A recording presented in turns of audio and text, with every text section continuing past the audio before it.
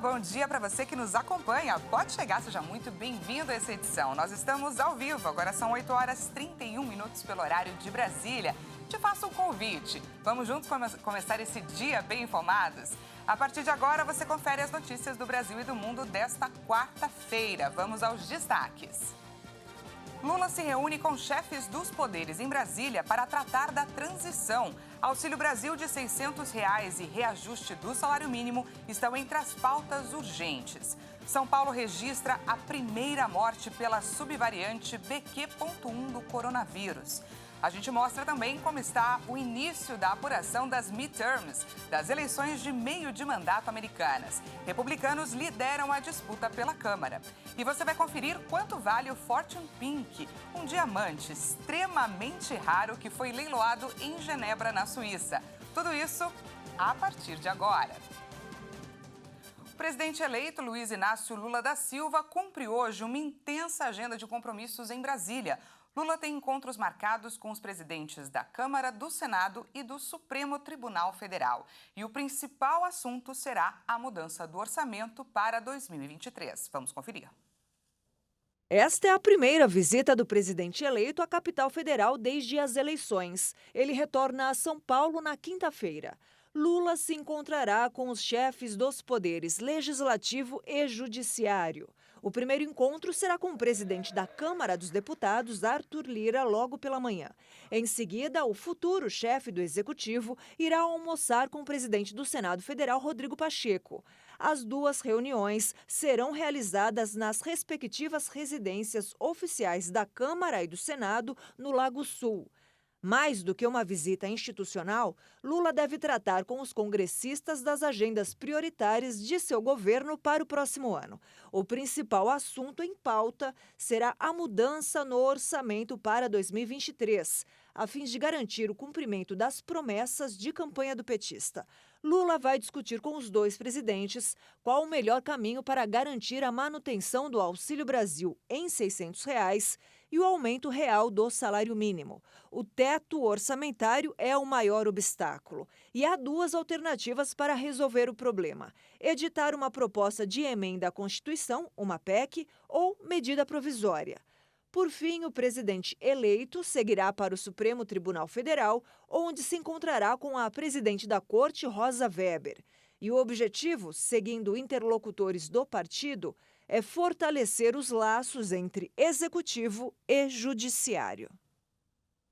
E ontem, o coordenador da equipe de transição, Geraldo Alckmin, anunciou os nomes dos membros dos comitês setoriais do grupo de trabalho. Vamos conferir. Nesta terça-feira, o coordenador do Gabinete de Transição, Geraldo Alckmin, informou que foram assinadas 3 portarias.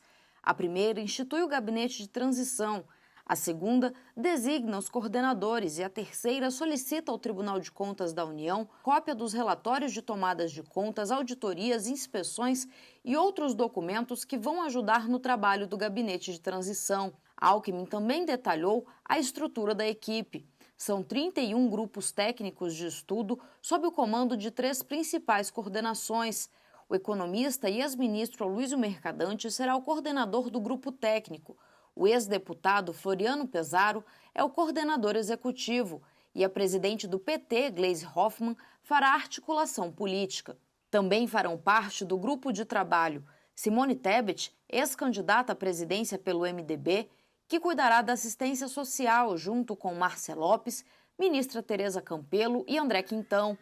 Henrique Paim, ex-ministro da Educação e ex-secretário executivo da pasta, cuidará da área da educação. André Lara Rezende, ex-presidente do Banco Central, fará parte da equipe econômica, junto com Guilherme Melo, Nelson Barbosa e Pércio Árida. A participação de nomes de vários partidos e políticos com diferentes experiências demonstra a disposição de Lula com a frente ampla firmada durante a campanha. À noite, o coordenador da equipe de transição, Geraldo Alckmin, se reuniu com deputados e senadores da Comissão Mista de Orçamento do Congresso para discutir os gastos e recursos de 2023, assim como uma proposta legislativa que deve listar itens que poderão ultrapassar o teto de gastos. Inicialmente, foi anunciado que o texto seria uma PEC, mas ainda se discute qual dispositivo será utilizado para isso. Segundo o relator do orçamento, o senador Marcelo Castro, o texto elaborado pela equipe de Bolsonaro não contempla investimentos e pagamentos de despesas básicas. A expectativa é que o texto apresentado pela equipe de transição seja aprovado até meados de dezembro, mas independente de ser PEC, projeto ou algum outro dispositivo, é necessário o apoio do atual Congresso para isso. Se vai ser PEC ou não vai ser PEC, o valor, o formato, será tomada nos próximos dias. Essa é uma questão. A outra é o que é urgente. O urgente, o que não pode esperar, é fome, é saúde, é educação, é não interromper obras. Essas são as questões urgentes que estão sendo quantificadas para a gente poder apresentar. Então, o foco, diz que a obra-prima do Estado é a felicidade das pessoas. Nós temos que ter o foco nas pessoas e naquilo que é mais urgente, que não pode esperar. E acho que ficou claro na campanha eleitoral que isso é unânime. Você garantiu o Bolsa Família de R$600, não tem ninguém contra, é uma necessidade, é uma urgência, e que não estava prevista no orçamento, na LOA. Esse é um fato. Não está previsto. Vai ter que incluir na LOA, como a questão orçamentária da saúde, da educação e de obras que estão em curso, que não pode parar. Esse é o foco. Depois nós vamos ter valores e a forma de fazê-la. O Ministério da Defesa diz que vai apresentar nesta quarta-feira ao Tribunal Superior Eleitoral o relatório da fiscalização realizada no sistema de votação. A Jaqueline Fonseca traz para a gente mais detalhes direto de Brasília. Está prevista para esta quarta-feira a apresentação do relatório da auditoria realizada pelas Forças Armadas nas urnas eletrônicas utilizadas nas eleições deste ano. O documento deverá ser entregue ao Tribunal Superior Eleitoral. A informação foi amplamente divulgada pelo Ministério da Defesa através de nota oficial. As Forças Armadas e o Ministério da Defesa compõem a Comissão de Transparência das Eleições, que atua para aperfeiçoar o sistema eleitoral e atestar a segurança das urnas. Também fazem parte desse grupo representantes de universidades, sociedade civil e ordem dos advogados. Antes do segundo turno das eleições, o presidente do TSE, ministro Alexandre de Moraes, determinou que o relatório fosse entregue em 48 horas.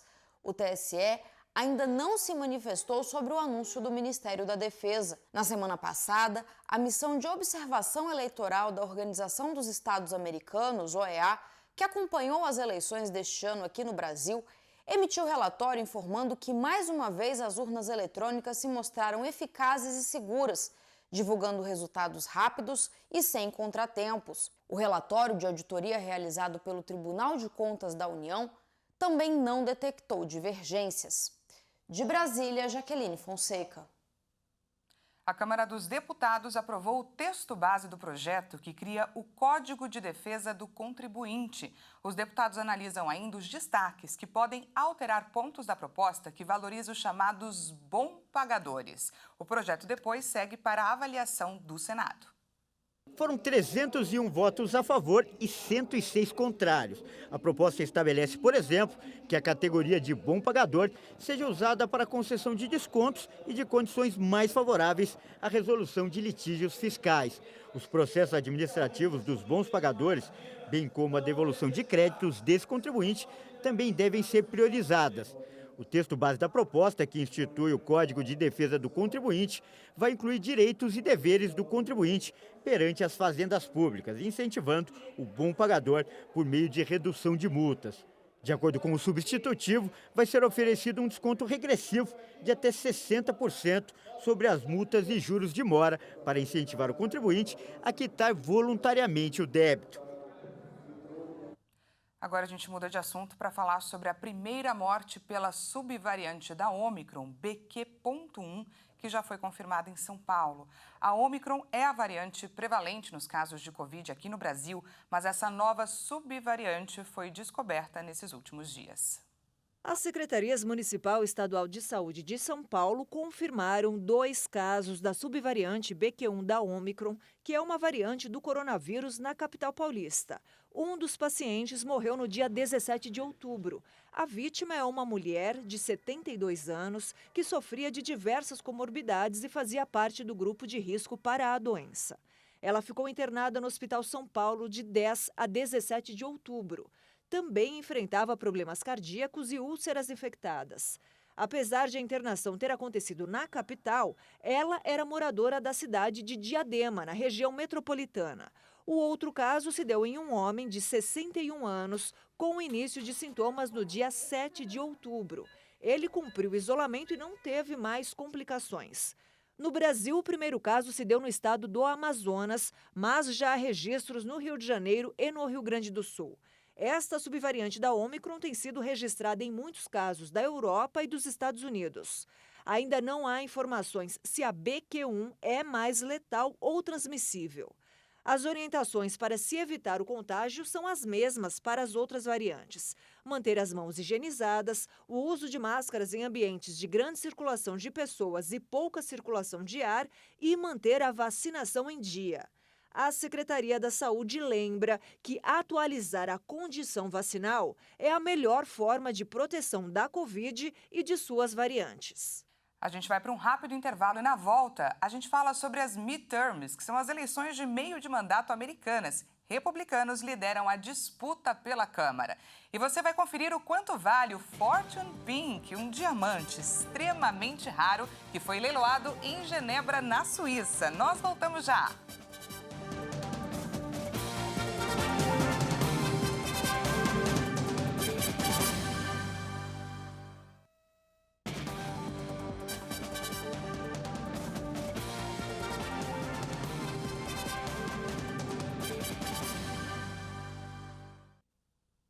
Seja bem-vindo mais uma vez, estamos de volta ao vivo, agora são 8h49 pelo horário de Brasília. Voltamos com destaque internacional.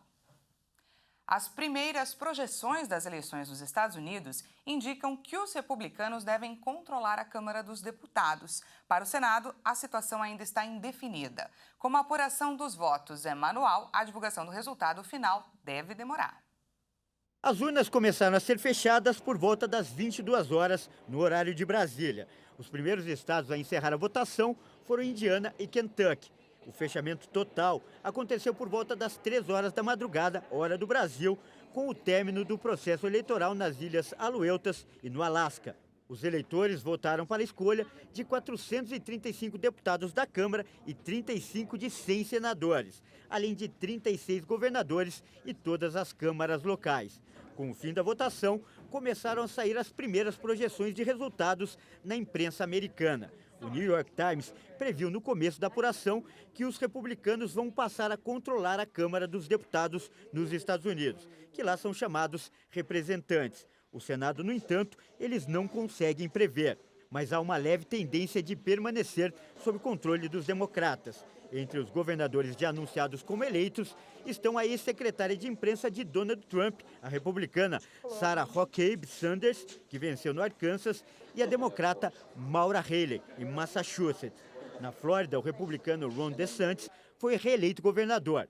Ele é apontado como possível adversário do ex-presidente Donald Trump para a indicação presidencial republicana nas eleições de 2024. O processo de apuração nos Estados Unidos é muito diferente do Brasil. A contagem dos votos é descentralizada e, em sua maioria, manual. Por isso, a divulgação dos resultados deve ser lenta.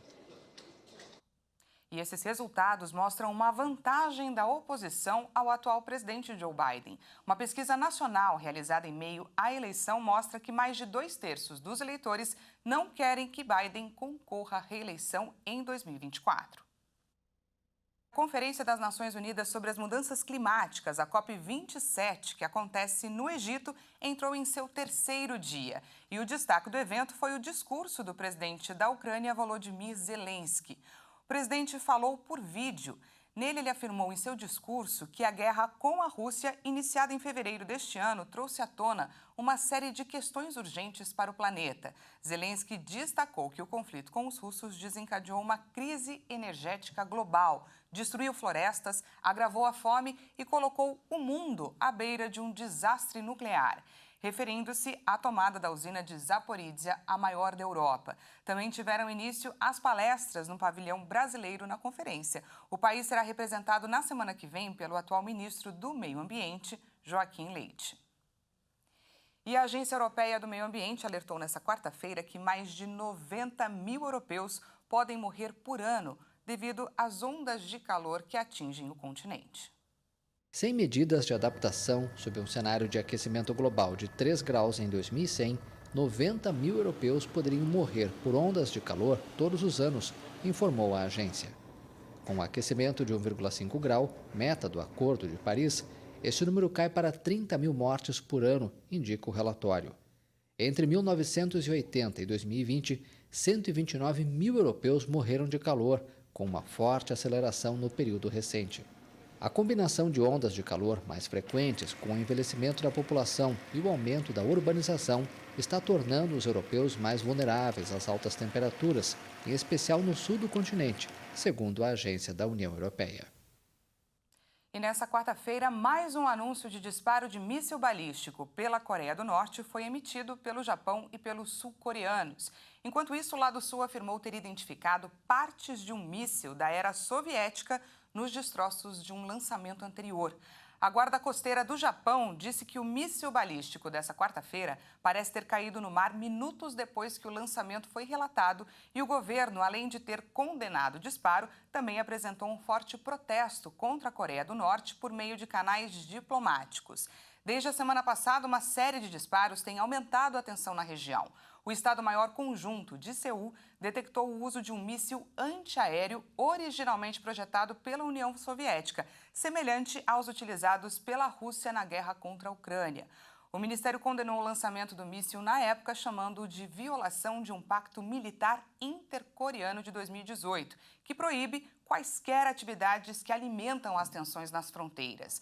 Os militares da Coreia do Norte disseram que os lançamentos foram ataques simulados contra a Coreia do Sul e também os Estados Unidos, em crítica aos seus exercícios chamados como perigoso e agressivo ao exército de guerra. E agora, mudando completamente de assunto, faltam 11 dias para a Copa do Mundo. Nessa edição do Boletim Esquenta Qatar 2022, Leonardo Félix fala da seleção de Camarões, representante africana no Mundial, que vai enfrentar o Brasil na primeira fase do torneio. Olá pessoal, este é o Esquenta Qatar 2022, que traz informações e curiosidades da Copa do Mundo aqui na nossa programação. Hoje vamos falar da seleção de Camarões. Os Leões Indomáveis se classificaram de forma épica, batendo a Argélia por 2-1 na prorrogação, em uma das disputas mais emocionantes pela vaga na Copa. O gol decisivo saiu no último minuto do confronto. Terceiros colocados na Copa Africana de Nações de 2021, os camaroneses tendo o goleiro Onana, da Inter de Milão, e no atacante Choupo-Moting, do Bayern de Munique, seus principais jogadores para o Mundial. A seleção camaronesa está no grupo G, com Brasil, Sérvia e Suíça. O pessoal está muito perto, faltam 11 dias para a Copa do Mundo Qatar 2022. E está muito perto mesmo. Antes de encerrar, eu te faço uma pergunta. Quanto você pagaria por uma joia?